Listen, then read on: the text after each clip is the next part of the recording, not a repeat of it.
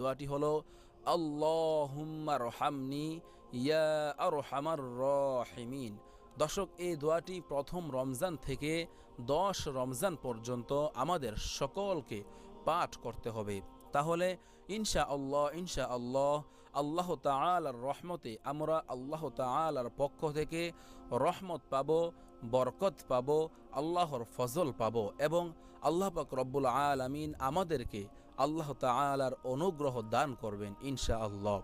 আল্লাহ তাআলা রমজানে যে প্রথম 10 দিনে বান্দাদের প্রতি রহমত নাজিল করেন, এই রহমতের পরিপূর্ণতা আল্লাহ পাক রব্বুল আলামিন আমাদেরকে দান করবেন ইনশাআল্লাহ।